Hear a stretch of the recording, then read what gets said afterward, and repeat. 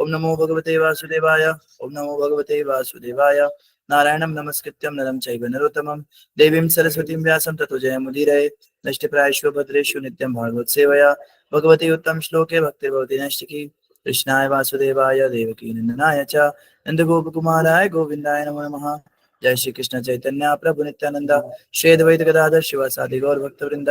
गुरुवे गुरुचंद्राय राधिकाय ददालये कृष्णाय कृष्ण भक्ताय तद्भक्ताय नमो नमः।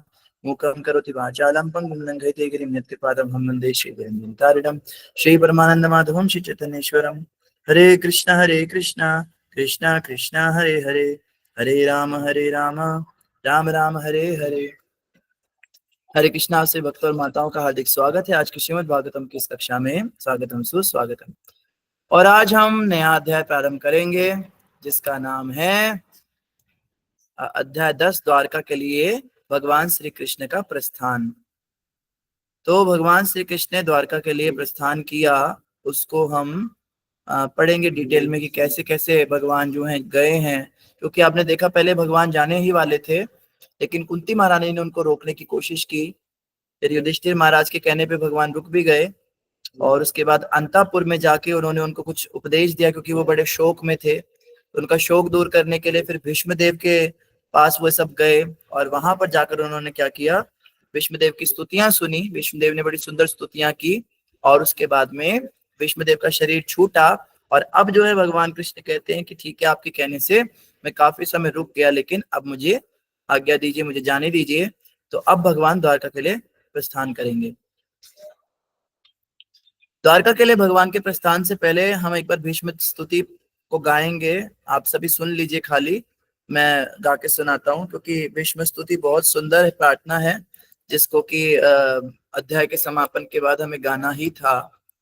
आप लोग भी चाहे तो साथ साथ में गुनगुना सकते हैं अपना माइक बंद करके, और मैं स्क्रीन शेयर करने का प्रयास करता हूँ ताकि आप सबको भीष्म स्तुति दिखाई दे।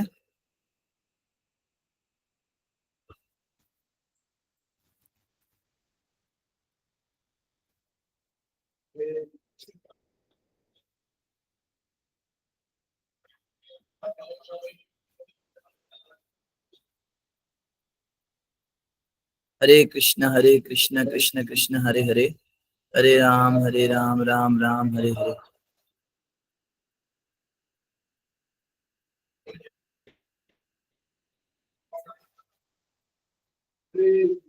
क्षमा कीजिए, मैंने गलत अध्याय खोल लिया।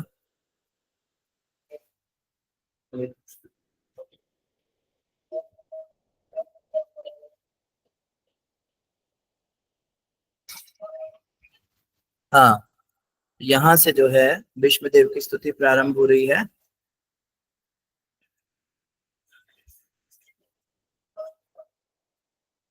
हरे कृष्ण कृष्ण कृष्ण हरे हरे, हरे राम राम राम हरे हरे।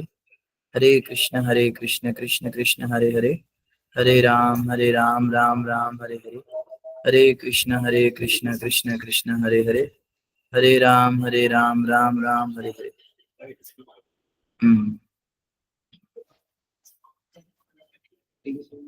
समझ धार्मिक नियमों को भली भांति जानकारी थी।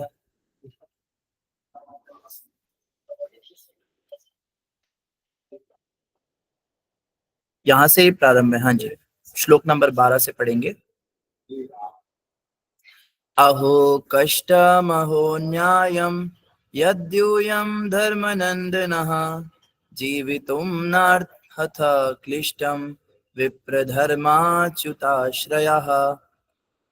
संस्थिते तीर्थे पाण्डव पृथा बाल प्रजावधुः युष्मत्कृते बहून् क्लेशान् प्राप्ता तोकवती मुहुः। सर्वं कालकृतं मन्ये भवतां च यद प्रियं सपालो यद्वशे लोको वायोरिव घनावलिः।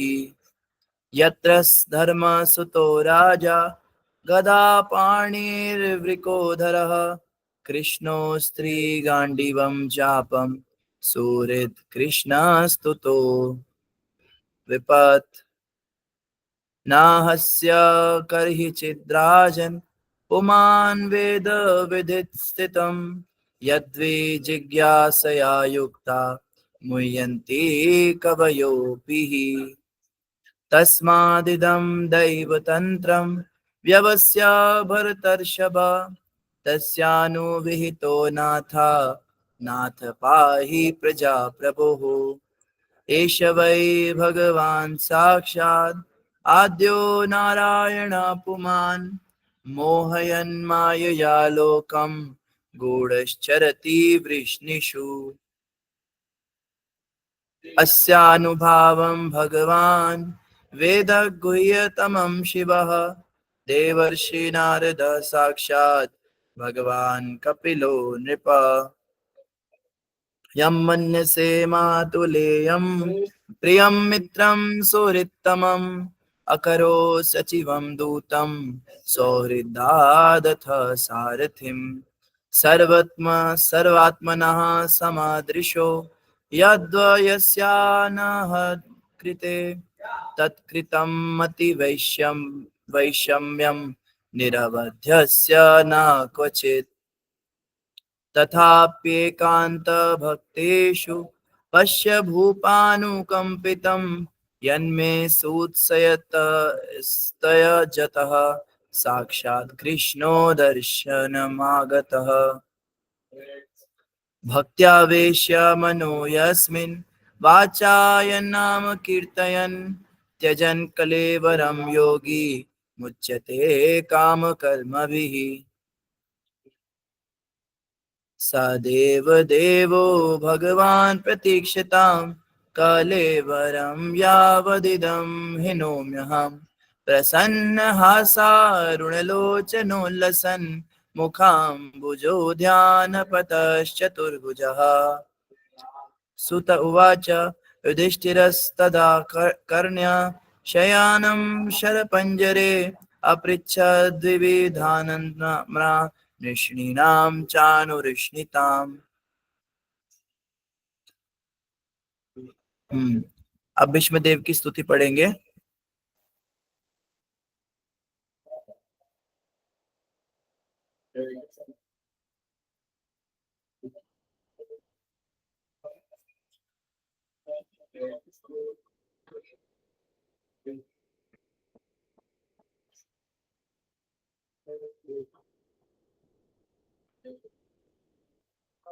अच्छा नहीं, भीष्म स्तुति हो गई धन्यवाद।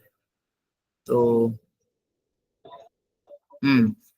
तो भगवान श्री कृष्ण के लिए नहीं, हाँ ठीक है, भीष्मवाच यहाँ से शुरू हुआ।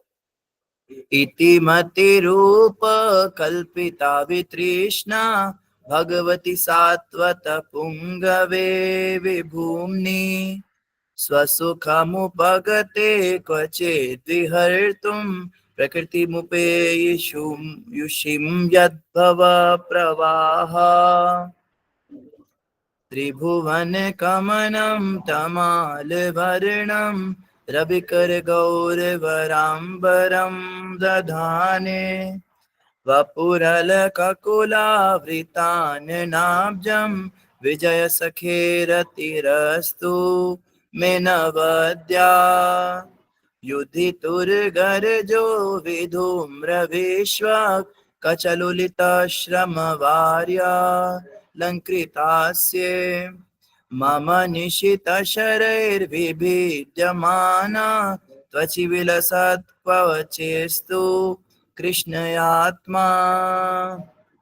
सपदि सखिवचो निशम्य मध्ये निजपरयोर्बलयोरथं निवेश्य स्थितवती परसैनिकायुरक्षा हृतवती पार्थ सखेरतिर्ममास्तु। व्यवहित पितॄणामुखं निरीक्ष्य स्वजनवधाद्विमुखस्य दुष्टबुद्ध्या कुमतिमहरदात्मविद्ययाश्चरणरति परमस्य तस्य मेस्तु स्वनिगममपहाय मत्प्रतिज्ञां मृतमधिकर्तुमवप्लुतो रथस्थः धृतरथ चरणो व्ययाचलद्गुर् हरयव हरिर्वहन्तु मिभं गतोत्तरीया शीतविशिखहतो विशीर्णदंशः शतजलरिप्लुत आततायिनो मे प्रसभमभिससारमद्वदार्थं स भवतु मे भगवान् गतिर्मुकुन्दः विजयरथ कुटुम्भयात्ततोत्रे धृतहयरश्मिनि तच्छ्रिये क्षणीये भगवति रतिरस्तु मे मुमूर्षोर्यमिह निरीक्ष्य हतागता स्वरूपम् ललितगतिविलासवल्गुहासा प्रणयनिरीक्षण कल्पितोरुमानः कृतमनुकृतवत्युन्मदान्धा प्रकृतिमगन किल यस्य गोपवध्वा मुनिगण नृपवर्य संकलेन्तः सदसि युधिष्ठिरराजसूय येषाम् अर्हणमुपपेदैक्षणीयो मम दृशिगोचर एष आविरात्मा तमिममहमजं शरीरभाजां हृदिहृदिधिष्ठितमात्मकल्पितानां प्रतिदृशमिव नैकदार्कमेकं समधिगतोऽस्मि विधूतभेदमोहः।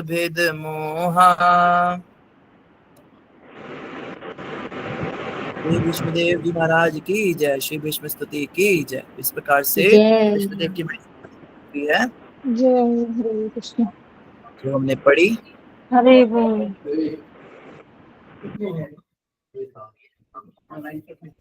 वो 10-15 लोग तो 10-15 होंगे। तो अभी हम पढ़ेंगे श्रीमद् भागवतम स्कंद 1 अध्याय नंबर 10 नंबर अध्याय का नाम है द्वारका के लिए भगवान कृष्ण का प्रस्थान। तो पहले हम चाहेंगे नया अध्याय प्रारंभ करने से पहले अगर पिछले अध्याय में फिर भी किसी का कोई प्रश्न रह गया हो, कोई जिज्ञासा रह गई हो विष्णुदेव के विषय में या स्तुतियों के विषय में या कोई भी बात आपके मन में हो तो आप लोग कुछ पूछ सकते हैं। 1-2 प्रश्न हम ले सकते हैं। उसके बाद हम नया अध्याय प्रारंभ करेंगे जिसमें हम भगवान श्री कृष्ण का द्वारका के लिए प्रस्थान के विषय में डिस्कस करेंगे।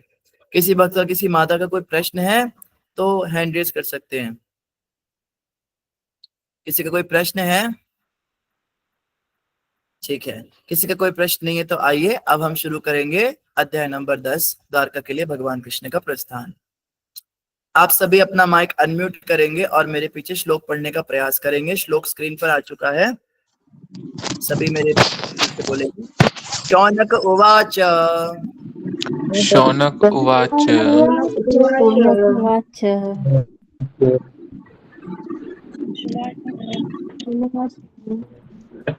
लंबा श्लोक पढ़ने का किसी को श्लोक पढ़ना आता है? ये लंबे वाले श्लोक कैसे पढ़ते हैं? मैं पढ़ के देखो। हरे कृष्ण। हाँ जी, पढ़िए पढ़िए।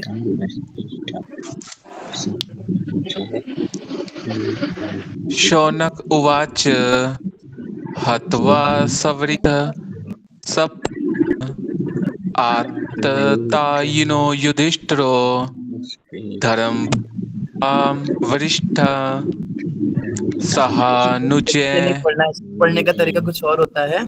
हाँ जी, एक बार आप पढ़ो ना। सिंपल वे में पढ़ते हैं। अत्वा स्वरित कथ स्वरित था स्पृध आइनो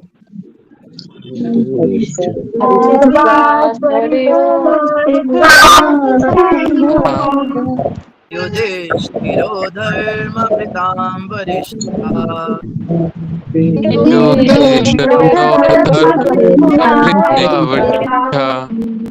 सहानुजयप्रत्यवरोधभोजना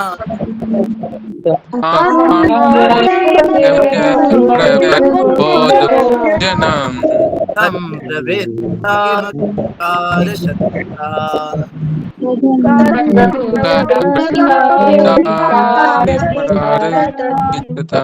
शौनक उवाच शौनक उवाच स्पृदराततायिनो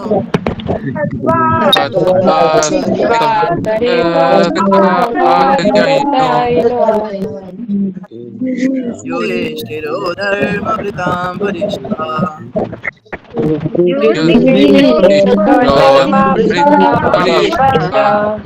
सहानुजय प्रत्यवरोध भोजना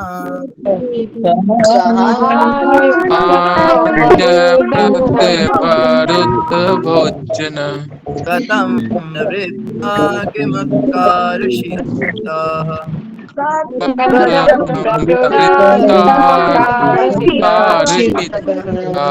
नकुवाच शौनक उवाच सरितास्पृदराततायिनो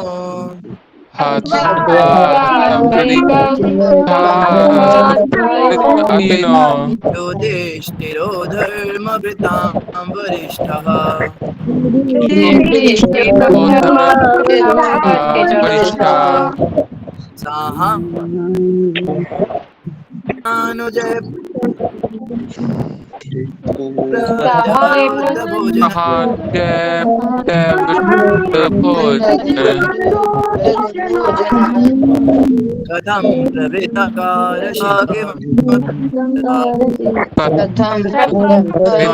प्रत्यवरुद्ध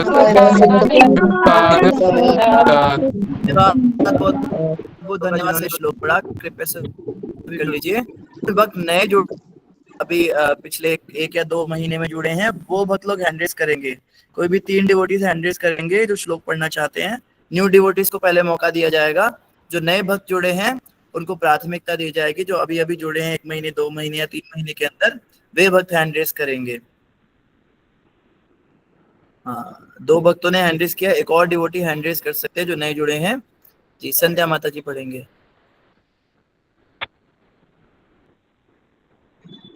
हत्वा स्वरिता सप्रद आततायिनो युधिष्ठिरो धर्मभृतां वरिष्ठः सहानुजे प्रत्यवरुद्ध भोजना कथं प्रवृत्ता किमकारशीतता। बहुत बहुत धन्यवाद माता जी। सुजाता माता जी पढ़ेंगे। शौनक उवाच भक्त्वा सुरिक्ता स्नुधा आततायिनो युधिष्ठिरो धर्मभृतां वरिष्ठः सहानुजयेन प्रत्यवरुद्ध भोजनः कथं प्रवृत्ता किमकारशीततः। वेणुका माता भी नए जुड़े। वेणुका माता जी श्लोक पढ़िए।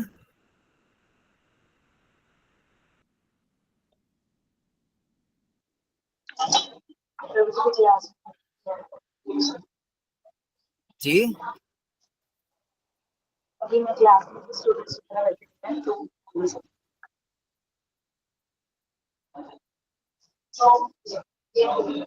नहीं पढ़ सकते?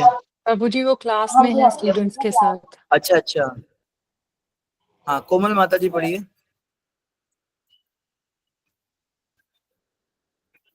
हरे कृष्ण प्रभु जी, सभी भक्तों को दंडवत प्रणाम।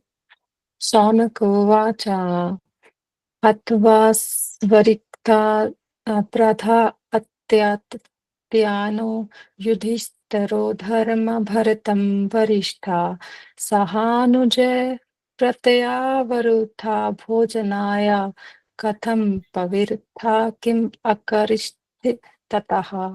हरे कृष्ण। धन्यवाद। प्रेम सेन प्रभु जी पढ़िए। प्रेम प्रभु जी।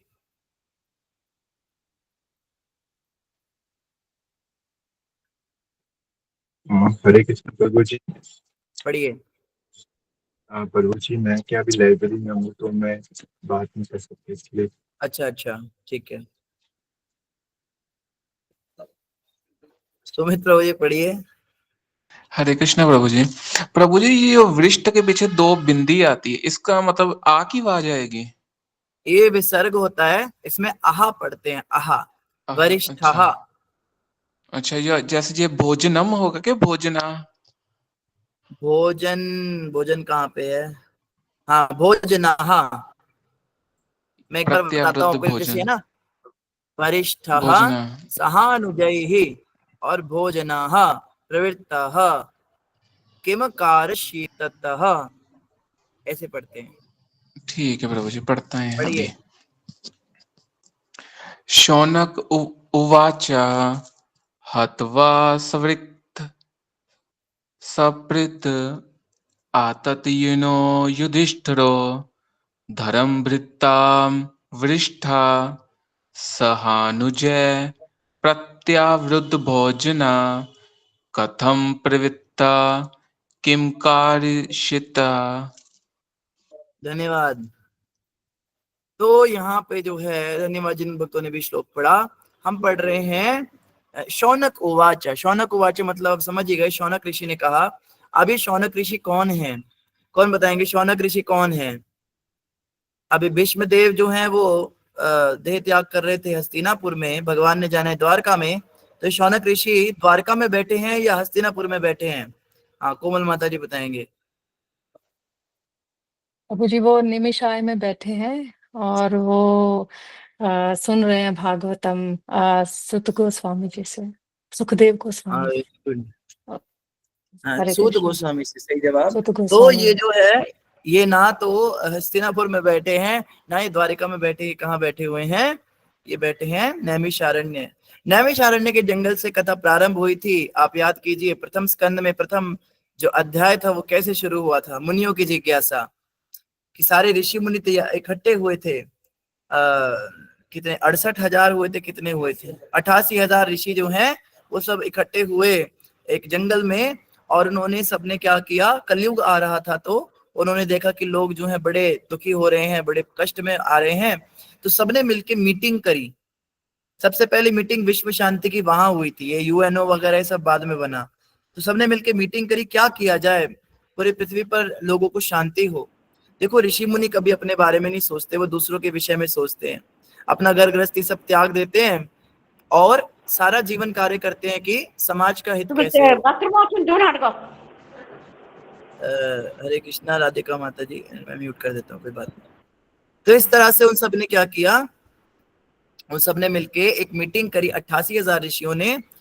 और सबने डिस्कशन किया कि हमें यज्ञ करना चाहिए। यज्ञ के द्वारा हम क्या करेंगे, देवताओं को प्रसन्न करेंगे और उनसे विश्व शांति मांगेंगे समाज के लिए। यज्ञ करने से क्या होगा, विष्णु भी प्रसन्न होंगे।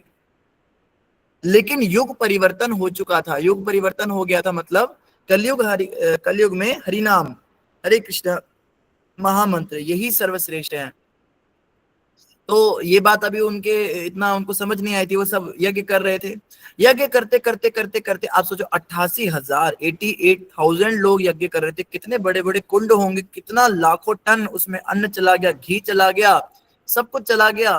वर्णन आता है कि यज्ञों के धुएं से उन सबके शरीर काले हो गए, इतना यज्ञ किया।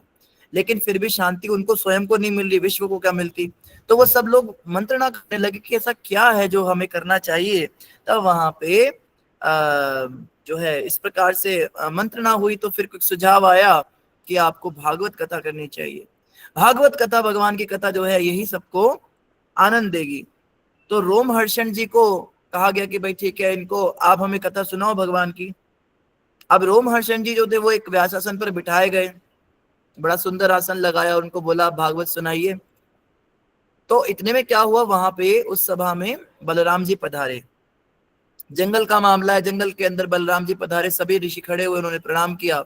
रोमहर्षण जी खड़े नहीं हुए। रोमहर्षण जी ने सोचा, खड़ा तो होना चाहते थे लेकिन व्यास गद्दी पे बैठा हूं, अभी मैं व्यास के प्रतिनिधि के रूप में हूं और व्यास तो गुरु हैं। लेकिन व्यास के भी गुरु बलराम जी हैं। बलराम जी आदि गुरु तत्व हैं। शास्त्रों में कहा गया अगर गुरु सामने आ जाए तो व्यासपीठ से भी उठ के तुरंत उछल के शिष्य को खड़ा होना चाहिए और गुरु को आदर देना चाहिए। अगर आप भगवान की सेवा कर रहे हो, भगवान की आरती कर रहे हो और गुरु अचानक से आ जाए तो आरती की थाली छोड़कर गुरु के पास आकर उनको प्रणाम करना चाहिए। ये विधान है। गुरु के सामने कोई भी व्यक्ति बड़ा नहीं, भगवान भी बड़े नहीं होते। गुरु गोविंद दो खड़े काके लागू पाए, बलिहारी गुरु आपने जिन गोविंद दियो बताए। तो खैर वो खड़े नहीं हुए। बलराम जी ने सोचा ये तो सिद्धांत जानता नहीं, कथा क्या करेगा। बड़ा क्रोध आया, या कह लीजिए कि एक उनको लगा कि अभी ये कथा करने योग्य नहीं, तो बलराम ने ज्यादा कुछ नहीं किया, एक तिनका जो है फेंका, उनके कान नाक के अंदर वो तिनका गया और उनकी मृत्यु हो गई, तिनके से ही मार दिया। तो सारे सभा में हाहाकार मच गया, अरे हम तो कथा सुनने बैठे थे, हमारा कथाकार का मर्डर हो गया। मर्डर क्या हो गया, उसका तो उद्धार हो गया, बलराम जी के हाथ से तो मुक्ति को ही प्राप्त हुए होंगे। कहते इनकी तो मृत्यु हो गई, अब हम क्या करें क्या करें। तो रोमहर्षण जी के पुत्र थे सूत गोस्वामी, वो छोटी उम्र के थे, लेकिन उन्होंने कहा श्रीमद् भागवत की पूरी कथा मुझे भी पता है, अगर आप आज्ञा दे तो मैं कथा सुना दूंगा। तो फिर सूत गोस्वामी जी को बिठाया गया और वो बैठे, और 88,000 ऋषि बैठे, और बिना माइक सिस्टम के जंगल में कथा हो रही है। सोचिए, यहाँ तो इतना चिल्ला चिल्ला के हम कंप्यूटर पे बोलते हैं, वो कंप्यूटर का स्पीकर भी दहाड़ दहाड़ के कान में, फिर भी कान में कुछ बातें रह जाती हैं। लेक्चर सुनने में एक हॉल में भी बैठते हैं तो वहां पे भी 100-150 लोगों में भी आवाज नहीं आती ठीक से। और वहां सोचिए कितनी शांति उस समय पे जंगल में थी, और लोगों के मन में कितनी शांति थी कि उनको छोटी सी इंफ्रासोनिक साउंड भी सुनाई दे रही थी, उनको सूत गोस्वामी की कहानियां, उनकी बातें सुन रही थी। तो कथा शुरू हुई। कथा अब सारे मुनि अगर प्रश्न करेंगे, जैसे आप सब हैं, आप सब इकट्ठे जब श्लोक बोलते हैं, बाद में प्रणाम करते हैं, तो किसी को कुछ समझ नहीं आता कौन क्या बोल रहा है। तो सारे ऋषि इकट्ठे बोलेंगे तो कुछ समझ नहीं आएगा। तो एक मॉनिटर बनाया गया, सब ऋषियों ने कहा भाई हमारी तरफ से एक प्रतिनिधि हम बनाते हैं जो प्रश्न कुछ पूछेगा। तो प्रश्न पूछने के लिए शौनक ऋषि को बिठाया गया कि भाई आप क्या कीजिए, आप प्रश्न पूछते रहिए और ये उत्तर देते जाएंगे। एक चीज समझने वाली यहाँ पर है, देखो आजकल ना समय बहुत बदल गया, आजकल का ट्रेंड बहुत बदल गया। हमारे जितने भी वेद शास्त्र पुराणे सभी संवाद हैं। हमारे यहाँ संवाद चलते थे, सामने वाला व्यक्ति जिज्ञासा करता था और फिर कथाकार उसको उस हिसाब से बताता था, जो सुनना चाहता है वो वही बताया जाता था। आप देखेंगे सुखदेव गोस्वामी बहुत सारे डायनेस्टीज के बारे में बताएंगे, ये परंपरा, ये मनु हुए, इस मनु में ये अवतार हुआ, ये हुआ, लेकिन उन्होंने सबका डिटेल नहीं दिया। परीक्षित महाराज उनको रोक रोक के पूछते थे, अच्छा इन अवतार के विषय में बताइए, अच्छा इन मनु के विषय में बताइए, तो उनका पूरा विस्तार होता था, उनपे पूरा अध्याय हो जाता था। आप समझ रहे हैं, परीक्षित महाराज जैसा सुनना चाहते हैं। हम तो ऐसे कथाकार बन जाते हैं, हम तो जय राधा माधव करने के बाद तो माइक पकड़ के किसी को बोलने का मौका ही नहीं देते। हमें जो पता है हम वही बताएंगे। इसलिए भी क्योंकि हमें सब कुछ पता नहीं, सामने वाला कुछ पूछ ले हमें पता ना हो, उनको तो पता होता था सब कुछ, तो उन्हें को वो तो एकदम कॉन्फिडेंस से बैठते थे कि जो पूछ लेगा बता देंगे, विस्तार दे देंगे। तो ये भी एक कारण है। तो हम क्या करते हैं, हम लास्ट में प्रश्न लेते हैं, है ना, अच्छा अब आप लोग बताइए क्या प्रश्न है। लेकिन कथा कभी ऐसे होती नहीं। आप देखेंगे कुरान में या बाइबल में भी जो है एक व्यक्ति उपदेश दे रहा है, ऐसा करो ऐसा करो ऐसा करो ऐसा करो ऐसा करो। अब सामने कौन खड़ा है, उसको समझ में आ रहा है नहीं आ रहा है, उसको क्या सुनना है, उसके हिसाब से कथा हो ही नहीं रही है। उसने बोला अब ये मैंने बोल दिया, जो ये करेगा वो जाएगा भगवान के पास, जो नहीं करेगा वो नरक जाएगा, वो लाइन खींच दी। सनातन धर्म ऐसा नहीं, सनातन धर्म में ऐसे लाइन नहीं खींची जाती कि जिसने सर्वधर्मान परित्यज्य कर दिया वो ठीक है, जिसने नहीं करा वो नरक जाएगा। कृष्ण भगवान गीता में कहते हैं अर्जुन को मन को वश में करो, ये करो। अर्जुन कहते प्रभु मन को वश में करना बड़ा कठिन है, चंचला ही मना कृष्णा परमादि बरवद्यम। बोलने का मौका दिया जाता है यहाँ पे कि अगर तुम्हें मेरी बात समझ नहीं आ रही है, तुम मेरी बात का पालन नहीं कर सकते, तो तुम मना भी कर सकते हो। और अर्जुन ने सीधा मना कर दिया कि मैं वायु को वश में कर सकता हूं लेकिन मन को नहीं। तो कृष्ण भगवान ने तुरंत चाबुक निकाल कर उसको पीटना शुरू नहीं कर दिया, बदतमीज, तो मेरे आदेश की अवहेलना कर रहा है तो 2 जख्म में जलेगा, ऐसा कुछ नहीं। कृष्ण ने कहा ठीक है, आपकी बात सही है, अगर आपका मन नहीं ऐसे तो आप क्या कीजिए, अभ्यास न तो कौन थे, अभ्यास कीजिए और वैराग्य न चक्रियते, वैराग्य को प्राप्त कीजिए, इससे आपको सॉल्यूशन मिलेगा। आगे चल के अर्जुन कहते अथ के न प्रयुक्तो यम पापम चरिति पुरुष, मनुष्य ना चाहते हुए भी पाप कर्म क्यों करता है, ऐसा लगता है उसको बलपूर्वक पाप में लगाया जा रहा है। तो भगवान उसका भी उत्तर देते हैं। असल में ये नहीं कहते भगवान अरे तू बड़ा महान बनता है, तेरे अंदर तू क्या पाप नहीं करते, चुप कर, जो मैं बोल रहा हूँ वो चुपचाप सुनना, बोलने का नहीं है। अभी 1 घंटे अपुन की कथा चल ले रही है, अभी कोई बोलने का नहीं है, अभी कोई मच नहीं करना है, बिल्कुल चुपचाप सुनो। प्रश्न पूछते हैं बीच बीच में, खबरदार तुमने प्रश्न पूछा मेरा फ्लो टूट जाता है। कृष्ण भगवान ने ऐसा नहीं कहा। तो कृष्ण भगवान ने या आप पार्वती जी और शिव जी के संवाद सुनेंगे, शिव जी कथा करते हैं, पार्वती माता प्रश्न करती हैं, राम कथा में बड़े संवाद आते हैं। तो यहाँ पे भी शौनक उवाच आ गया। तो शौनक उवाच आया है, इसका मतलब अब शौनक ऋषि कुछ प्रश्न करेंगे। सूत गोस्वामी ने कथा सुनाई, भाई यहाँ भीष्म देव का शरीर छूट गया, फिर ऐसा हुआ। अब शौनक ऋषि कुछ पूछेंगे उनसे कि आप ये बताइए। तो ऐसा करने से क्या होता है, एक जो कथाकार है उसको समझ में आता है कि सामने वाले को कितना समझ में आ रहा है, उसका इंटरेस्ट कौन सी कथा सुनने में है। आज समझ रहे हैं बात को, कितना अच्छा है ये तरीका, संवाद वाला जो तरीका है। तो हमारे ग्रंथों में सभी संवाद हैं, इसीलिए शौनक उवाच यहाँ पे आया है। क्षमा कीजिए, हम इस योग्य नहीं है कि हम संवाद की तरह से किसी एक को बोले। वो अब यहाँ तो जो है लिमिटेड ज्ञान है, और हम तो कथा कर भी नहीं रहे हैं, सीधी सी बात है। हम तो प्रभुपाद जी के ग्रंथ पढ़ रहे हैं और उसी को समझा रहे हैं। तो प्रभुपाद जी कथा कर रहे हैं, और अनफॉर्चुनेटली हम प्रभुपाद जी से तो प्रश्न भी नहीं कर सकते तो अभी हमारे पास बस क्या है, हम ग्रंथ पढ़ रहे हैं। ये जो क्लासेस हो रही है ना, ये आप समझिए ग्रंथ अध्ययन के अंडर आएंगी। ये कथा नहीं है। कथा होती है जो आंख बंद करके जो ज्ञानी महापुरुष होते हैं वो हृदय से प्रेरणा से बातें करते हैं, जैसे बड़े बड़े गुरु महाराज होते हैं, बड़े बड़े साधु सन्यासी होते हैं, वो कथा करते हैं।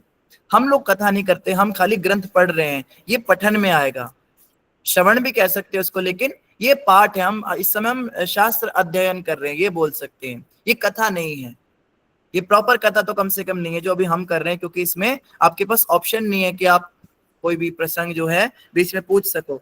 यहाँ पे जो सामने आ रहा है हमें उसी के अनुसार लेना है। तो ये ग्रंथ अध्ययन है, ये पठन है, ये जो है स्वाध्याय है इस समय जो अभी हम कर रहे हैं।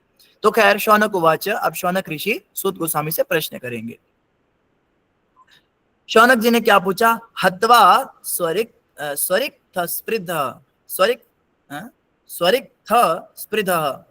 हत्वा मतलब वध करने के बाद, वध करने के बाद स्वरिक स्थिता अर्थात वैध पैतृक संपत्ति छीनने की इच्छा से आतताइयों का।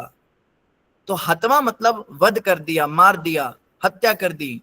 किसकी हत्या कर दी? हत्वा आतताइयों को मारा है।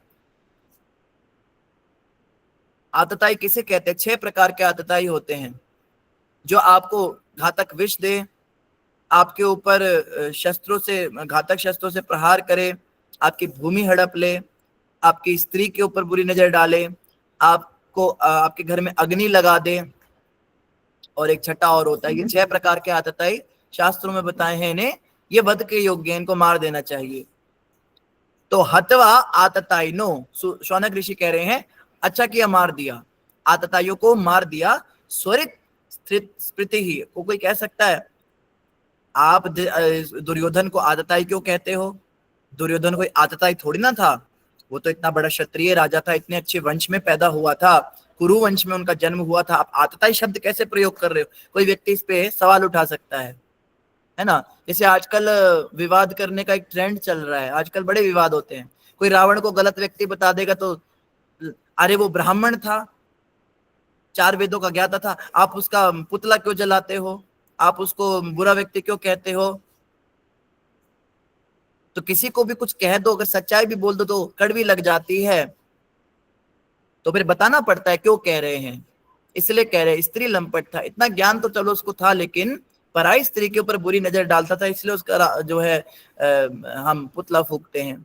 ब्राह्मण था, लेकिन ब्राह्मण वाले गुण कहाँ थे? ब्राह्मण जन्म से था, केवल माता के गुण आए थे, पिता के गुण आए नहीं। माता असुरनी थी, कैकसी का वो बेटा था, तो असुरों वाले गुण आ गए। ब्राह्मण तो विभीषण भी थे, विभीषण भी उन्हीं के भाई थे, लेकिन विभीषण भक्त थे, उन्हें तो नहीं, उनका तो नहीं पुतला जलता। तो जो अच्छे काम करेगा हम उसी को तो अच्छा मानेंगे। तो हर बात का जवाब देना पड़ता है। तो यहाँ पे शौनक ऋषि ने बोल तो दिया हत्वा आतताइनो, लेकिन कोई ऑफेंड हो सकता है कि इनको आतताई क्यों कहा, तो बता रहे हैं साथ में स्वरिक स्मृता, इसलिए आतताई कहा मैंने। क्यों? क्योंकि वो क्या कर रहे थे? वैध पितृक संपत्ति को छीनना चाह रहे थे। जो युधिष्ठिर महाराज की संपत्ति थी, जो उनको बाय डिफॉल्ट मिली थी। और देखिए नियम क्या था, कुरुवंश का नियम था, जो बड़ा बेटा होगा वो राजा बनेगा। धृतराष्ट्र के केस में थोड़ा सा इसलिए हुआ क्योंकि वो आंख से देख नहीं सकते थे, नहीं तो ट्रेंड यही था जो। और भीष्म पितामह के केस में इसलिए हुआ कि उन्होंने स्वयं ब्रह्मचर्य का व्रत ले लिया, लेकिन नियम यही था कि बड़ा बेटा राजा बनेगा। युधिष्ठिर पहले पैदा हुआ था दुर्योधन से, उम्र में बड़ा था, तो बताइए किसको राजा बनना चाहिए था? युधिष्ठिर को ही राजा बनना चाहिए था। तो युधिष्ठिर की जो एक कह लीजिए परंपरा से, एक नियम के अनुसार, कायदे से जो भूमि थी उसको हड़पने की कोशिश करी, इसलिए आतताई शब्द का प्रयोग किया है। तो ये पूरा शौनक ऋषि बड़े सावधानी से बात कर रहे हैं। हत्वा मार दिया स्वरिक स्मृतः, वैध पैतृक संपत्ति छीनने वाले आतताइयों को। किसने? युधिष्ठिर महाराज ने इनको मार दिया। अगर वो सीधा लिखते मार दिया उनको तो कोई कह सकता था गलत किया मार के, तो यहाँ पे पूरा समझा रहे हैं कि नहीं, इनको तो ये तो मारने के योग्य थे। और कोई इफ बट करेगा तो शास्त्रों में बहुत सारे श्लोक हैं आतताइयों को मारने के विषय में। अच्छा, फिर क्या किया? मारने के बाद क्या किया युधिष्ठिर महाराज ने? पार्टी करी? नहीं, धर्म भृताम, धर्म पूर्वक, जो धर्म का पालन करने वाले थे, वरिष्ठ और बड़े थे। यहाँ पे दो कारण और दे रहे हैं युधिष्ठिर महाराज को राजा क्यों बनाया गया। अर्जुन को भी राजा बनाया जा सकता था, भीमसेन को भी राजा बनाया जा सकता था। एक तो कारण था वरिष्ठ, सबसे बड़े भाई थे, वरिष्ठ थे, राजा उन्हीं को बनना था। और कोई कहे भाई बड़े तो धृतराष्ट्र भी थे, धृतराष्ट्र के टाइम पे तो नहीं बोला शौनक ऋषि ने, धृतराष्ट्र भी तो बड़े थे। कहते धर्म भृताम, धर्म का पालन भी करने वाले थे। दो गुण इन्होंने बताया युधिष्ठिर महाराज के, सिर्फ एक गुण नहीं बताया। ऐसा नहीं कहा कि बस खाली उम्र में बड़े थे, उम्र में बड़े तो धृतराष्ट्र भी थे, लेकिन धर्म भृताम भी थे, धर्म का पालन करने वाले थे, इसलिए युधिष्ठिर महाराज जो हैं राजा बने। और हम देखते धृतराष्ट्र जन्म से ही अंधे थे, और प्रभुपाद जी भगवत गीता के प्रथम अध्याय के प्रथम श्लोक के तात्पर्य में बताते हैं कि वे धर्म से भी अंधे थे, धर्म कर्म उनको पता नहीं था, तभी अपनी कुल वधू का इस प्रकार से। आप देखें द्रौपदी का जो सभा में हाल हुआ, अगर उस समय सिंहासन के ऊपर महाराज पांडु बैठे होते, क्या ये सब हो पाता? बिल्कुल नहीं हो पाता। तो धृतराष्ट्र के अंदर धर्म भृताम नहीं था, इस वजह से राजा नहीं बने। तो शौनक ऋषि यहाँ पे तीन गुण बता रहे हैं युधिष्ठिर महाराज के। कौन बता सकता है कौन कौन से तीन गुण बताए हैं? यहाँ पे गिनती करके बताने हैं। पहली लाइन में युधिष्ठिर महाराज के तीन गुण कौन कौन से बताए हैं? किसी का भी हैंड रेज नहीं हुआ? मुझे लगा था 15-20 हो जाएंगे, सब कहेंगे मैं बताऊंगा। हाँ, सुमित प्रभु जी बताएंगे, बताइए प्रभु जी। लिखा हुआ है ना धर्म भृता, मतलब धर्म की रक्षा करने वाले, ये मतलब हाँ, आपसे धर्म मतलब का पालन करने वाले। धर्म के पालन करने वाले। Very good. दूसरा, तीन बताने, तीन। आतनाइयों मतलब असुरों का वध करने वाले। हाँ, आतताइयों का वध किया उन्होंने, हत्वा, हाँ जी। हत्वा और आतताइनो, आतताइयों को मारा, ये भी एक कारण था। और तीसरा,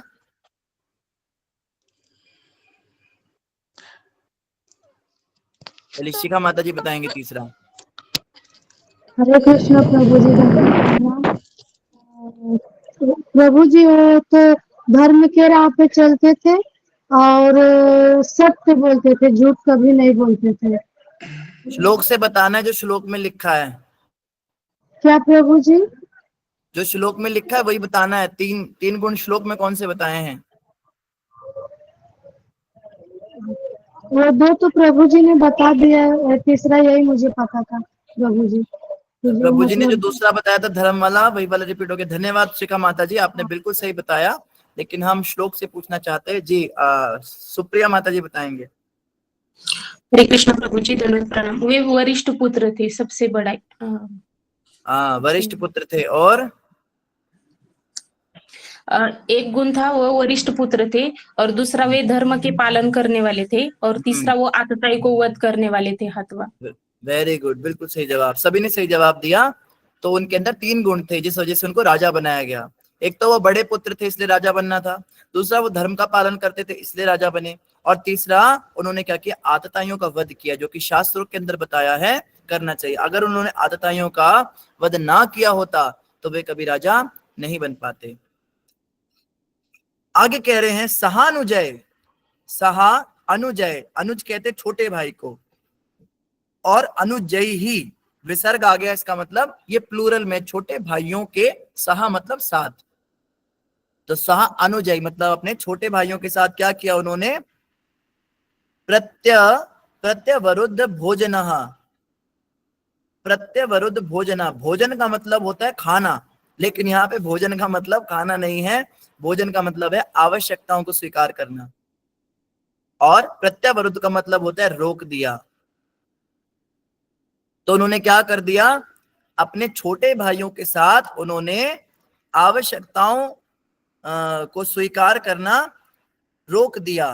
कौन सी आवश्यकताएं रोक दी? कथम, कथम मतलब प्रश्न कर रहे कैसे, कथम मतलब क्वेश्चन मार्क है यहाँ पे, कैसे, कैसे रोक दिया, क्या रोक दिया? प्रवृत्त, जो प्रवृत्त था, जो लगा हुआ था, किम शीतता, किम मतलब क्या, और आकर्षित तथा मतलब संपन्न किया तत्पश्चात। तो किम और कथम ये शब्द यहाँ पे बता रहे हैं कि प्रश्न पूछा जा रहा है, और जैसा कि हमने एक्सपेक्ट ही किया था कि शौनक ऋषि कोई प्रश्न ही पूछेंगे, तो बिल्कुल उन्होंने प्रश्न किया। प्रश्न तो हमें भी समझ नहीं आया, पढ़ते अनुवाद में क्या प्रश्न किया है। पहली लाइन तो हमें समझ में आ गई कि आतताइयों को मारा और धर्म का पालन किया, और बड़े भाई थे युधिष्ठिर। उसके बाद उन्होंने अपने छोटे भाइयों के साथ क्या प्रश्न किया? ये शौनक ऋषि ने पूछा, जो महाराज युधिष्ठिर की वैध पैतृक संपत्ति को छीनना चाहते थे, उन शत्रुओं का वध करने के बाद महानतम धर्मात्मा युधिष्ठिर ने अपने भाइयों की सहायता से अपनी प्रजा पर किस प्रकार शासन चलाया? अच्छा, ये प्रश्न कर रहे हैं।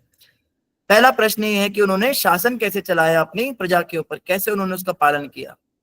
निश्चित ही वे अपने साम्राज्य का उपभोग मुक्त होकर अनियंत्रित चेतना से नहीं कर सके। तो शासन कैसे चलाया? शासन जैसे सब राजा चलाते वैसे चलाया। सूत गोस्वामी कह सकते थे भाई शासन कैसे चलाते, अब ये थोड़ा ना बताऊंगा कितने उनके वो थे मंत्री थे, कितने हाथी घोड़े थे, उनकी गिनती थोड़ा ना दूंगा, कैसे शासन चलाया, जैसे सब चलाते वैसे ही चलाया। तो शौनक ऋषि कह रहे हैं एक्चुअली में मेरे को आश्चर्य इस बात का इसलिए हो रहा है, मैं इसलिए पूछ रहा हूं उन्होंने कैसे चलाया, क्योंकि वो क्या थे, साम्राज्य का उपभोग मुक्त होकर अनियंत्रित चेतना से नहीं कर पाए होंगे। सामान्य राजा जब राजा बनता है तो पार्टी देता है, खुश होता है, सबको भोज कराता है, ब्राह्मणों को दान करता है, मैं राजा बन गया चलो अब सब। लेकिन यहाँ पे महाराज युधिष्ठिर के मन में तो शोक था, तो वे राज्य चला ही नहीं पाए होंगे। और बिल्कुल सही बात है, थोड़े ही समय में महाराज युधिष्ठिर ने अपने सारे भाइयों के साथ संन्यास ले लिया, भोग किया ही नहीं राज्य का। इतना बड़ा महाभारत किया उन्होंने राज्य जीतने के लिए, और राज्य जीतने के बाद में वो परीक्षित जी को दे दिया। तो शौनक ऋषि यहाँ पे इससे विस्मृत हो रहे हैं कि आखिर वो कर कैसे पाए प्रजा का पालन, मुझे ये जानना है, राज्य चलाया कैसे उन्होंने, जबकि वो क्या थे, उपभोग थे, उनके अंदर भोग की इच्छा तो थी नहीं। राज्य को तो वो राजा चला सकता है जिसमें भोग की इच्छा हो, भाई हाँ भाई मैं अपने राज्य की सीमाएं बढ़ाऊं, हाँ खूब सारा कर लगाऊं, टैक्स लगाऊं, खूब बढ़िया बढ़िया खाऊं पीऊं। तो युधिष्ठिर महाराज को तो कभी राजा बनना ही नहीं था, और अर्जुन को भी राजा बनना नहीं था। अर्जुन ने तो गीता में स्पष्ट बना कर दिया, अच्युत मैं तो युद्ध ही नहीं करना चाहता। तो जब ये पांचों भाई राज्य चाहते ही नहीं थे, कृष्ण भगवान के कहने पे जबरदस्ती इन्होंने राज्य संभाला है। कृष्ण भगवान ने उनको उपदेश किया था नहीं लड़ो, तो जबरदस्ती की कोई सेवा, जैसे मंदिर में किसी का मन नहीं करता कोई सेवा करने का, लेकिन गुरु उसको जबरदस्ती किसी सेवा में लगा देते, भाई तुझे तो करना पड़ेगा, तेरी शुद्धि की।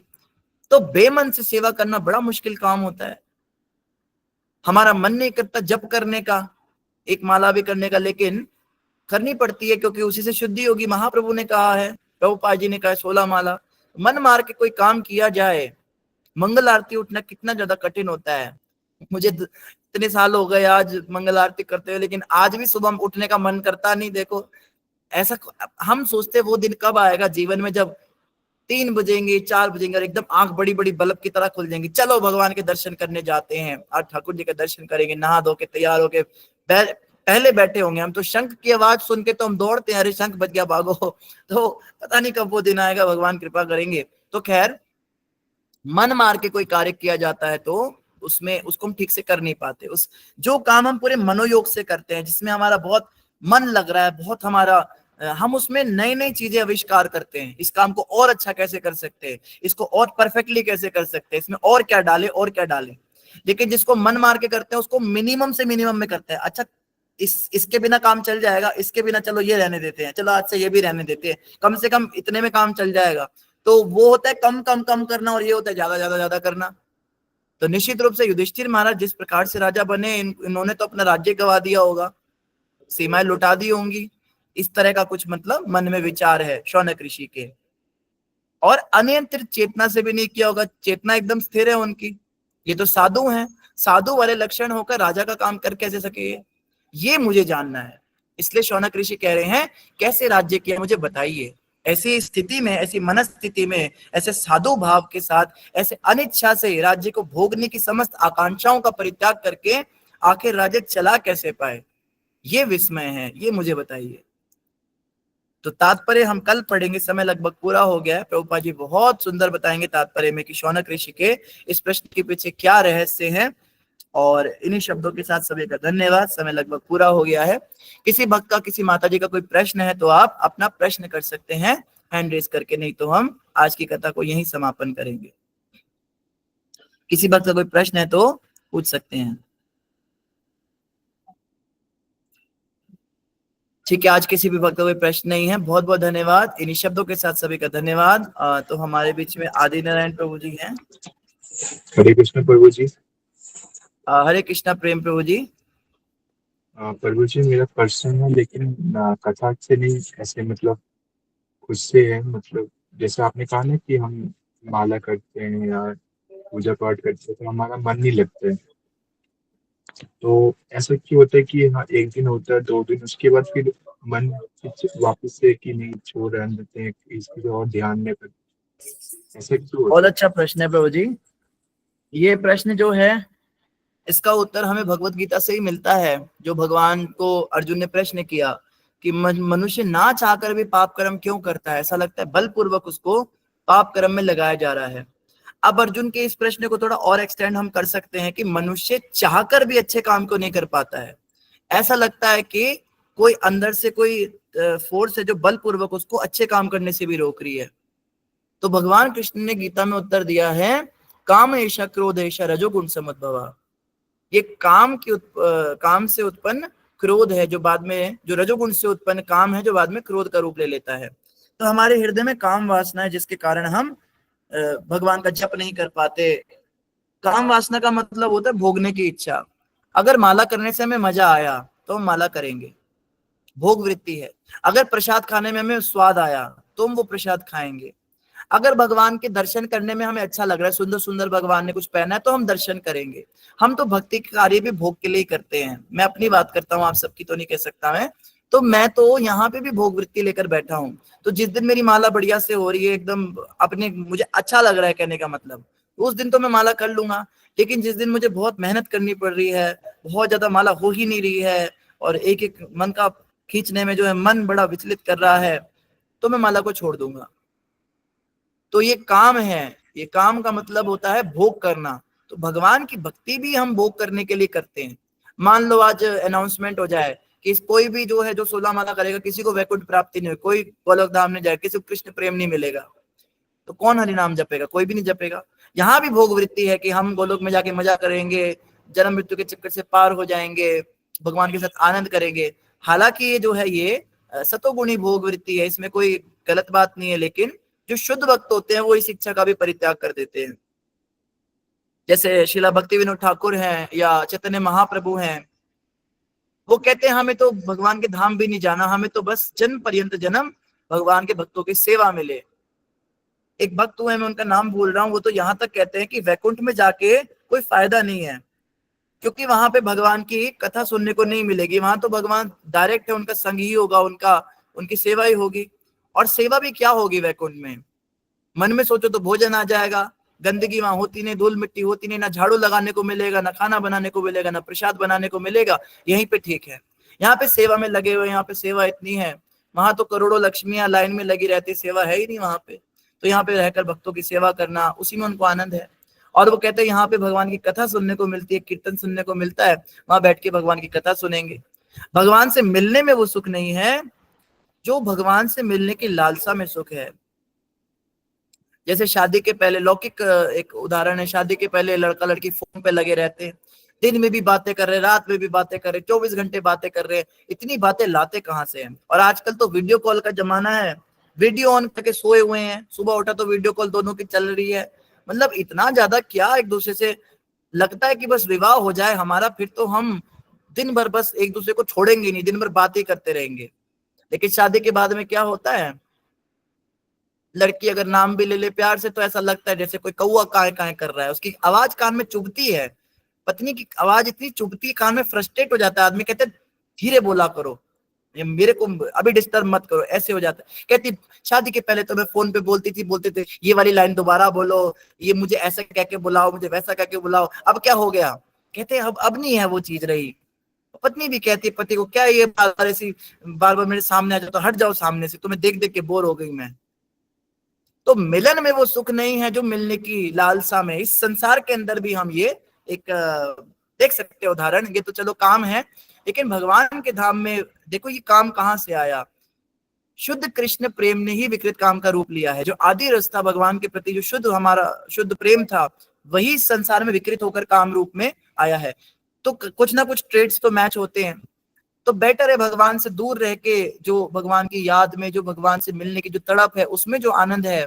इसीलिए तो श्रीमती राधा रानी विप्रलंब रस में रहती है। विप्रलंब का मतलब होता है भगवान से 24 घंटे विरह का अनुभव करना कि कृष्ण कब मिलेंगे। और जब कृष्ण मिल जाते हैं तो इस बात का दुख होता है कि कहीं चले ना जाएं, जब चले जाएंगे तो मैं क्या करूंगी। मतलब संग में भी, मिलन में भी उनको विरह है कि बाद में छोड़ के चले जाएंगे। 24 घंटे विरह में रहती हैं, और यही उनका भाव इतना श्रेष्ठ है। वो किस दिव्य आनंद को प्राप्त होती हैं तो वही जाने। तो कहने का मतलब यही है कि काम की वजह से ये होता है, हम भक्ति नहीं कर पाते। इस काम का त्याग करना पड़ेगा। इसका त्याग कैसे होगा? इसका त्याग होगा शुद्ध भक्तों की संगति से।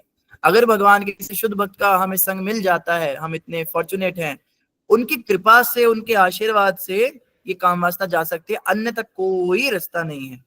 काम से बचने का कोई रास्ता नहीं, किसी जप से, किसी तप से, किसी साधन से, किसी ग्रंथ अध्ययन से, किसी मंगल आरती उठने से, किसी एकादशी व्रत से, किसी महाप्रसाद के सेवन से, किसी चरणामृत दान से, किसी प्रदक्षिणा से, किसी तीर्थ स्नान से, किसी भी प्रकार के दान दक्षिणा से, सेवा से, किसी से भी काम से नहीं बचा जा सकता। काम इतना सर्वभक्षी पापी शत्रु है, ये किसी को नहीं छोड़ता।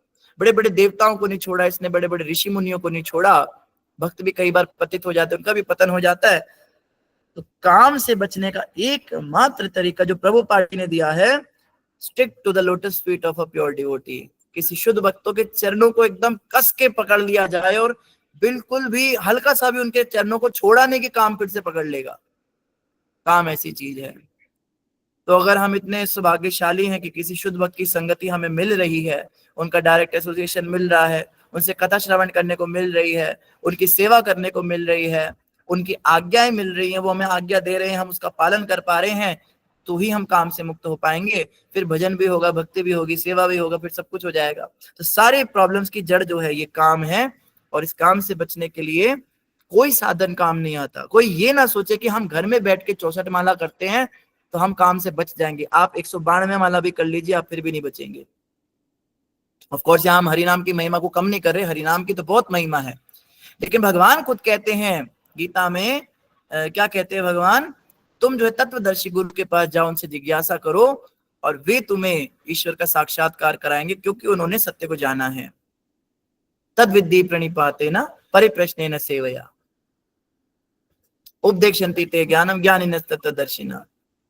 तो भगवान ने कहा एक शुद्ध भक्त को गुरु बनाओ। देखो नारद मुनि की कृपा से काम समाप्त हुआ। किस किस का? मृगारी इतना खतरनाक शिकारी, उसका काम समाप्त किया। व्याध चोर था रत्नाकर, उसको वाल्मीकि मुनि बनाया। ध्रुव, प्रहलाद, ये सब काम की, प्रहलाद तो नहीं, पर ध्रुव महाराज में तो थोड़ा बहुत इच्छा थी राज्य पाना है, लेकिन नारद मुनि को गुरु बनाया। तो शुद्ध भक्त के, अगर कोई शुद्ध भक्त हमारे गुरु बन जाए, उनके हम शिष्य बन जाएं, यही एकमात्र तरीका है, अन्य कोई साधन नहीं है। और इस घोर कलयुग में तो काम के इतने ज्यादा विज्ञापन हैं। आप किसी दुकान पे जाओगे तो वहां पे आपको तस्वीरें मिलेंगी, कामुक तस्वीरें। आप मोबाइल खोलो, उसमें दुनिया भर की चीजें भरी पड़ी हैं। आप किसी से बातें करो, बातों बातों में जो है लोग उल्टी सीधी बातें चालू कर देते हैं। काम हृदय के अंदर भरा पड़ा है, बाहर क्या जाएं। हृदय के अंदर इतनी काम इच्छाएं, इतने सब वासनाएं। तो सिर्फ जो गुरु महाराज के, जो शुद्ध भक्त के चरणों को एकदम पकड़ के रखेगा, शिला प्रभुपाद के चरणों को पकड़ के रखेगा, वही बचेगा। यही एकमात्र तरीका है प्रेम प्रभु जी, किसी शुद्ध भक्त की संगति करना है। हरे जी कृष्ण। प्रभु जी, हरे कृष्ण धन्यवाद। प्रभु जी। खुशी माता हरे जी। कृष्ण। हरे कृष्णा। दंडवत प्रणाम प्रभु। दंडवत प्रणाम सारे ग्रेट डिवोटीज को। प्रभु जी, मेरा क्वेश्चन ये था, जैसे कि आपने पूरा कथा में बोला कि युधिष्ठिर महाराज सारा मतलब राज्य संभाल रहे थे, लेकिन उनके मन में मतलब राज्य का भोग की कोई भी इच्छा नहीं थी। वैसे ही हम लोग भी ये संसार को भोग वृत्ति मतलब चल रही है हमारे हर वक्त, जैसे कि हम हर वक्त इंद्रिय तृप्ति में लगे हुए हैं। तो प्रभु जी, हम क्या वो हम भी कर सकते हैं कि हम अनासक्त भगवान के मतलब भगवान के मतलब अंदर मन हो, बट ये सारा काम कर्तव्य के हिसाब से करे? क्या ऐसे हम कर सकते हैं युधिष्ठिर महाराज जैसे करते थे? एंड वो कैसे करे प्रैक्टिकली? जैसे हम सोचते हैं कि हाँ अनासक्त होकर काम करना चाहिए, कुछ भी ओनली भगवान के ऊपर आसक्ति रहना चाहिए, बट ये प्रैक्टिकली प्रभु जी कैसे करे? हरे कृष्णा। बिल्कुल कर सकते, क्यों नहीं कर सकते। हम भगवान के अंश हैं, हम चाहें तो अपनी दृष्टि से पहाड़ भी तोड़ सकते हैं, हमारे अंदर तो बहुत सामर्थ्य है। लेकिन भगवान गीता में कहते हैं एक प्रॉब्लम है, एक छोटी सी प्रॉब्लम है, मन। मन ये ऐसा डाल दिया शरीर के अंदर, ये मन कुछ करने नहीं देता। भगवान ही गीता में कहते हैं मना एव ही मनुष्य नाम कारण बंधन मोक्षजे। मन ही मनुष्य के मोक्ष का कारण बनता है और मन ही बंधन का कारण बनता है। तो अगर मन किसी का मित्र है, क्षमा कीजिए, अगर मन किसी का नियंत्रण में है तो वो उसका मित्र है, सबसे अच्छा मित्र है। परंतु जब ये नियंत्रण में नहीं है तो सबसे बड़ा दुश्मन है, सबसे बड़ा शत्रु है। ये मनुष्य को आगे नहीं बढ़ने देगा। युधिष्ठिर महाराज का मन नियंत्रण में था, वो उनका मित्र था, इसलिए वो सब कर पाए। उनका मन उनको भगवान के रास्ते पे ले जा रहा था। लेकिन हमारा मन हमारा शत्रु बना हुआ है, इसके कहने पे चलेंगे तो फिर तो नरक ही जाएंगे। तो हम चाह के भी नहीं कर सकते। अगर हम कोशिश करेंगे भी अनासक्त से रहने का, तो मन करने नहीं देगा। 4 दिन 6 दिन करना एक अलग बात है, लेकिन जीवन भर अगर हम सोचे हम युधिष्ठिर महाराज की तरह अनासक्त हो जाएं, तो उसके लिए सबसे इंपॉर्टेंट चीज है मन को नियंत्रण में लाना। और मन को नियंत्रण में लाने के लिए वही फिर भगवत गीता की बातें भगवान ने जो बताया, अभ्यास और वैराग्य। तो प्रैक्टिकली आपने पूछा हम क्या करें।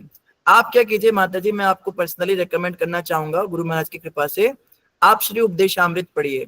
उपदेशामृत ग्रंथ छोटा सा है, प्रभुपाद जी का उस पर टीका है। उपदेशामृत का श्लोक नंबर 2 और 3 पढ़िए। 6 कार्य ऐसे हैं जो हमको नहीं करने चाहिए और 6 कार्य ऐसे हैं जो हमको रोज करने चाहिए।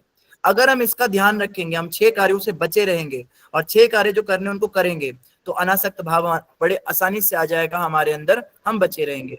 जो भक्ति में आगे बढ़ना चाहते हैं, एक तो होते टाइम पास वाले लोग कि चलो चलते का नाम गाड़ी, रुकते का नाम खटारा, जब चल रही है जब तक चलते रहने दो, कथा चल ठीक है सुन लिया, माला कभी हो गई नहीं, वो तो टाइम पास वाले लोग अलग हैं। जिन्हें सीरियसली भगवत प्राप्ति करनी है, इसी जन्म में भगवान को पाना है, जो दोबारा आवागमन में नहीं आना चाहते, उन्हें उपदेशामृत जरूर जरूर जरूर पढ़ना चाहिए। और उपदेशामृत का विशेष रूप से 2रा और 3रा श्लोक जो है वो यही बताता है। जैसे उसमें बताया गया है कि उपदेशामृत में अत्याहार प्रयासश्च प्रजल्पो नियमाग्रह। अत्याहार का मतलब होता है आवश्यकता से अधिक खाना या आवश्यकता से अधिक ग्रहण करना या कमाना। जितनी कमाई में घर चल रहा है उससे ज्यादा कमाना, ये दोनों घातक हैं। ये करने वाला व्यक्ति भक्ति नहीं कर सकता।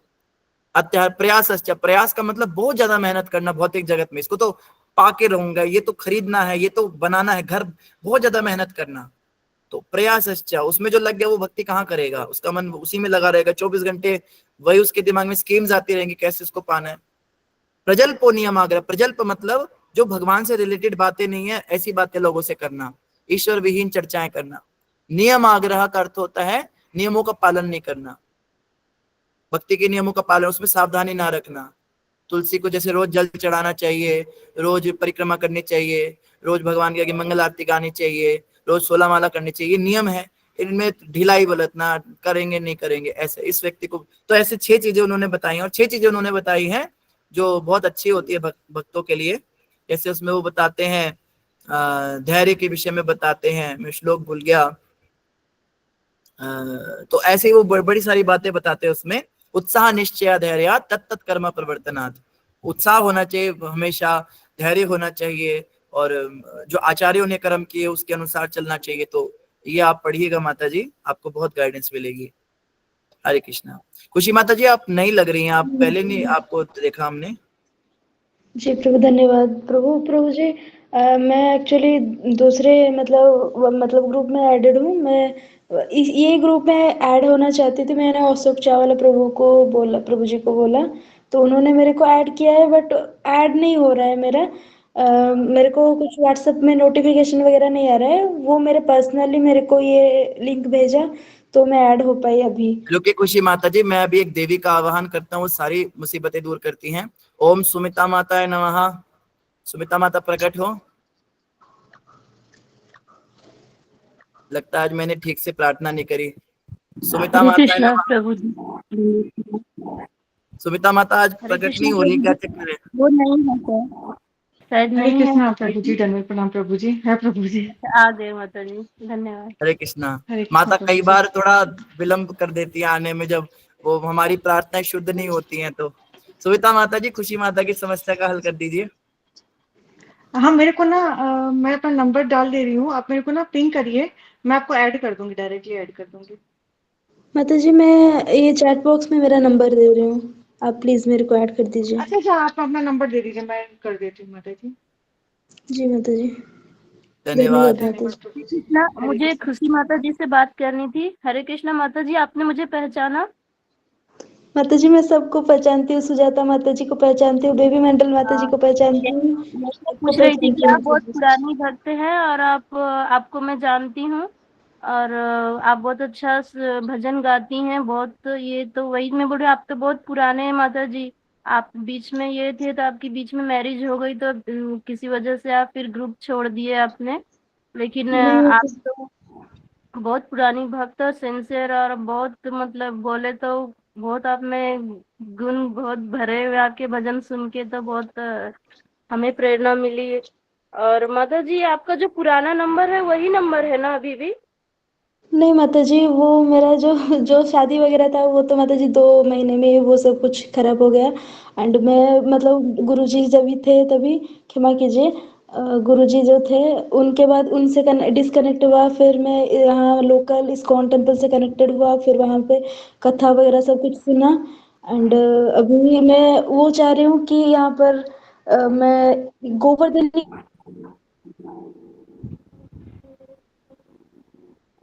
कोविल से क्योंकि जुड़ी हुई थी, तो मेरे को वहां से जुड़ना था। मैं जहाँ से पा नहीं रही थी, अभी अशोक चावला प्रभु जी से कनेक्टेड हुई, फिर उनको बोली तो वो मेरे को ये जी माता जी, हमारा ये पुराना ही ग्रुप है और ज्यादातर भक्त जो है वो पुराने ही हैं और इसमें भी कुछ भक्तों के प्रयास से नहीं जुड़े हैं, लेकिन ये ग्रुप हमारा पुराना ही है। आप ऐसा मत सोचिए और आप तो बहुत पुरानी हैं। आपका हार्दिक स्वागत है। हरे कृष्णा, दंडवत प्रणाम। हरि दंडोत बोल। प्रणाम। हरि बोल खुशी हरि माता जी बोल के लिए। माता जी, हरि बोल।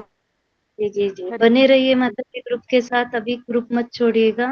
हरि बोल। नहीं माता जी, आप लोगों को बहुत दिनों के बाद माता जी बाहर है, ये आप सभी की कृपा है माता जी। तो खुशी माता जी बहुत दिनों के बाद में वाइल्ड कार्ड एंट्री लेकर आई हैं, तो इनका भी सभी ग्रुप के भक्त लोग हार्दिक स्वागत करेंगे, माता जी के लिए हरि बोल करेंगे। हरि हरि बोल। बोल। हरि हरि बोल। बोल, हरि बोल, हरि बोल। हरि बोल। हरि बोल माता जी, हरि बोल। हरे कृष्णा हरे प्रभु जी, कृष्ण। प्रश्न चल रहा था, क्या प्रश्न पूछ सकते हैं? कोई प्रश्न है किसी का? जी मेरा ही प्रश्न है, क्या पूछ सकते हैं सर, क्योंकि समय हो चुका है। हाँ हाँ पूछिए माता जी, पूछिए। सर जी ये छोटे छोटे जो प्रश्न दो थे कि ये बीट बैग हम धो सकते हैं माला सहित या फिर माला को निकाल के? कहाँ डुबोना है आपको?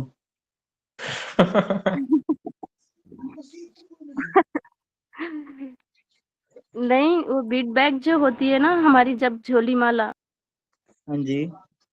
हाँ उनको उनको साफ करना बहुत दिन से नहीं है, तो उसको मतलब वो माला निकाल लेनी है ना, जो जब करते हैं हमें, नहीं वो माला को भी पानी में डुबो के निकाल सकते हैं। गीता है आपके पास? हाँ माता जी, बीट बैग तो धो ही सकते हैं, माला को धोने की आवश्यकता नहीं है, माला तो हरि नाम से धुल जाती है, बीट बैग को तो धोना ही पड़ता है। और प्रभु जी ये जो कंठी माला पहनते हैं हम, कंठीमाला ये हो हमें गया अभी है, कितने राउंड बस की हो पहननी गया। चाहिए? कंठमाला माता जी दीक्षा से होती है पहले गर्दन 2 लटकने में, राउंड मैंने कहा पहननी इसकी होती है वो और खोलो कंठी पीछे से मारने के बाद चेयर, 3 राउंड पहननी होती है। इसलिए हमने पूरा लेट के गया रहा। और बाई चांस जब आप दिल्ली पहुंचे उसके घर के आगे, वो उठ भी गया उसी समय। दो राउंड बोले। ये ऊपर तक छोड़ कर आए थे उसको। मैंने कहा राशि तू कहाँ संभाल ले जाएगी इसको? माता जी हरे आप कृष्णा। अनम्यूट कीजिए। सुधा माता जी ये आपका ऊपर तक माइक छोड़ कर आए। अनम्यूट हो गया। हाँ जी, मैंने कर दिया अब। जी धन्यवाद। तो माता जी दीक्षा से पहले 2 राउंड और या 1 राउंड भी पहन सकते हैं और दीक्षा के बाद 3 राउंड माला पहननी होती है। प्रभु जी आज से 2 साल पहले हमें वृंदावन में वो पहले वाले जो प्रभु जी वो तो दे चुके थे, लेकिन हमको 3 राउंड वाला, लेकिन हमने लिए पहना नहीं है अभी तक। तो वो बोले कि पहन सकते हैं, तो वो अभी भी वैसे ऐसे ही कोई रखा हुआ है। शास्त्रों का नियम नहीं है, कोई स्क्रिप्चर्स में ऐसा नहीं लिखा है।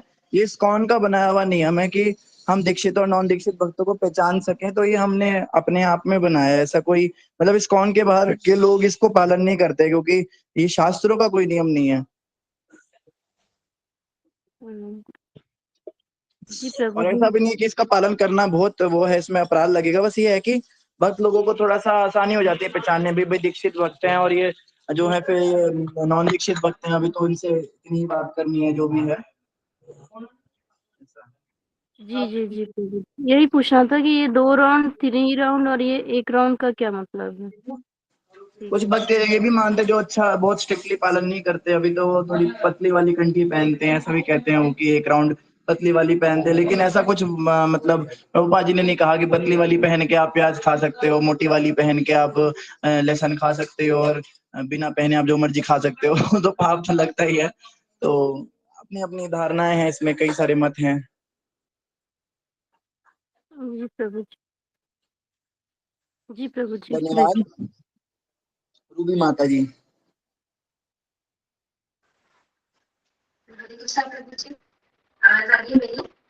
हाँ जी माता जी, थोड़ी सी कम आ रही है, थोड़ी तेज आ जाती तो और अच्छा होता। हरे कृष्णा। अभी आ रही है? हाँ जी माता जी बताइए। हाँ, हरे कृष्णा प्रभु जी, दंडवत प्रणाम। सभी भक्तों को मेरा दंडवत प्रणाम। प्रभु जी, मेरा क्वेश्चन ये था, जैसे कि आपने बोला हमारा सबसे गड़बड़ी है कि हमारा मन है, हमने तो हम सब कुछ कर सकते, जिसकी वजह से हम फंसे हुए हैं इस संसार में मन की वजह से। तो भगवान ने मन ही क्यों डाला, तो हम फंसते ही नहीं? वो तो प्रश्न तो और भी अच्छा हो सकता है, भगवान ने भौतिक जगत में ही क्यों डाला, फिर तो हम भगवान के धाम में ही रहते, जी है ना। तो इसका उत्तर है, कृष्ण भूलिया जी भोग वांछा करे, पाशते माया तारे झापड़िया धरे। कृष्ण को भूलकर जीव ने भोग की इच्छा की, तब माया ने उसको पकड़ के झपट्टा मार लिया, उसको पकड़ लिया। तो पहली गलती हमने की कि हमने कृष्ण को छोड़कर भोग करने की इच्छा की। तब कृष्ण भगवान ने ये जो है हमारे लिए माया का संसार बनाया। माया के संसार के अंदर फिर हमें रहने के लिए भगवान को भूलना भी पड़ेगा। अगर हमें याद रहेगा हम तो कृष्ण के सेवक हैं, तो हम भोग कर ही नहीं पाएंगे। तो इस दुनिया को बनाने का जो रीजन था वो पूरा ही नहीं हो पाएगा, भगवान का वो कारण ही पूरा नहीं हो पाएगा। तो भुलाने के लिए भगवान ने बहुत कुछ बनाया। भुलाने के लिए महामाया का भगवान ने सृजन किया। भुलाने के लिए शरीर दिया कि तुम शरीर से पहचान करो तो आत्मा वाली बात तुम बिल्कुल ही भूल जाओगे। फिर भोग वस्तुएं दी कि अगर गलती से कोई सत्संग वगैरह तुमने सुन लिया, किसी ने तुम्हें याद दिला दिया कि तुम भगवान के भक्त हो, तो ये भोग की वस्तुएं तुम्हें फिर भुला दें। तो अगर आपको कहे कि भाई भोग की वस्तुओं में तो हम जाएंगे ही क्यों, तो फिर मन डाल दिया। मन आपको खींच खींच के ले जाएगा, मन का यही काम है। मन जो है माया का एजेंट है।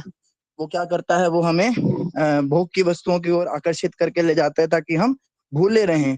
और भूलने के पीछे भगवान का ये नहीं है कि भूल के जो है ये दुख पाए, कष्ट पाए। भगवान ने तो अच्छा ही सोचा था, भोग करने की इच्छा है तो भोग करे आराम से, जब तक इन्हें भूलेगा नहीं। जैसे होता है ना कि कोई जैसे किसी का ब्रेकअप वगैरह हो जाता है, या किसी की शादी टूट जाती है, या किसी को किसी से प्रेम हो, उसने किसी और से विवाह कर लिया, तो अपनी जिंदगी में आगे बढ़ने के लिए उसको लोग कहते हैं भाई घर वाले रिश्तेदार वाले भूल जाओ, उसको भुला दो। तो उनको भुलाना जरूरी नहीं, तो आगे जीवन चलेगा ही नहीं। तो कृष्ण के साथ अपना संबंध जब तक हम भूलेंगे नहीं, तब तक हम भोग कैसे करेंगे। लेकिन भोग करने की इच्छा हमारी ही थी, तो कह लीजिए हमें फैसिलिटेट करने के लिए हम अच्छे से भोग कर सकें, और भोग कर करके जब हम समझ जाएंगे कि भोग में आनंद नहीं है, भोग में सुख नहीं है, तो हम इस कंक्लूजन पे आएंगे कि भगवान के साथ ही आनंद है। फिर हम जेन्युइनली भगवान की भक्ति में लगेंगे। आप समझ रहे हैं?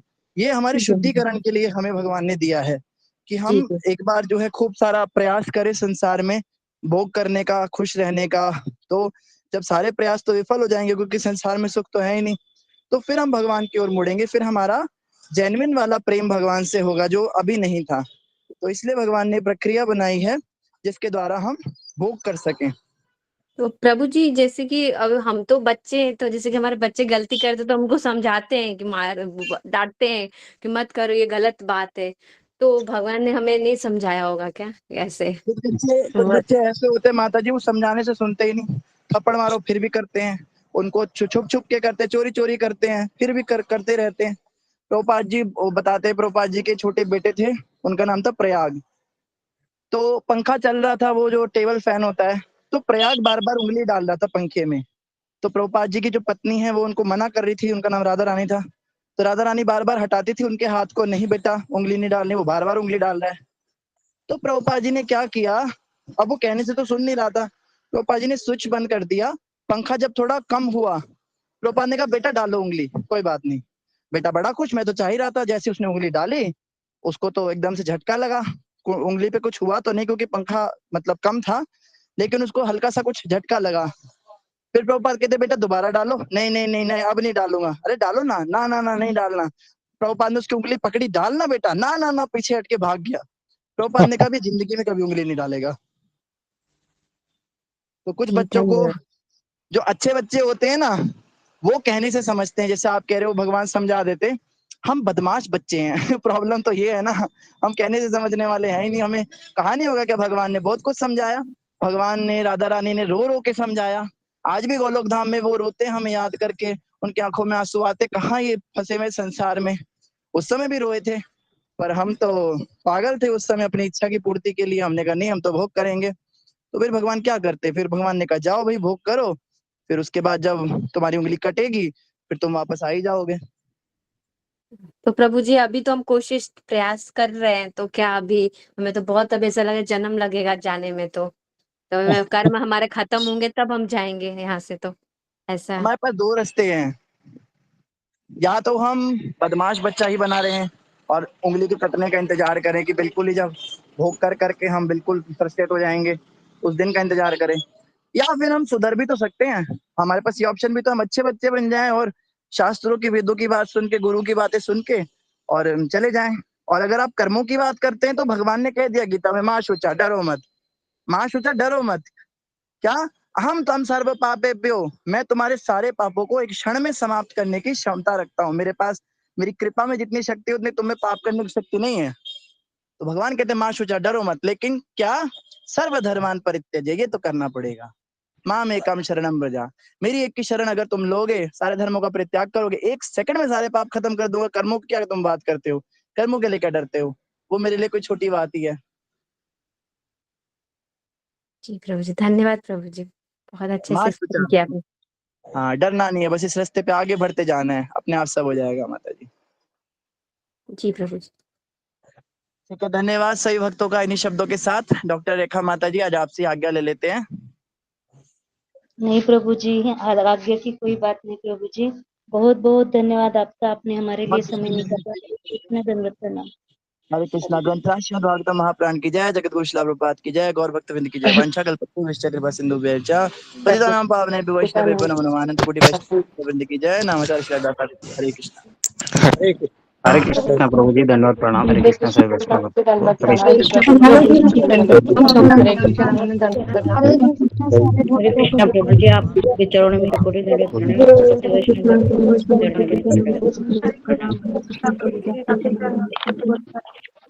चरणों में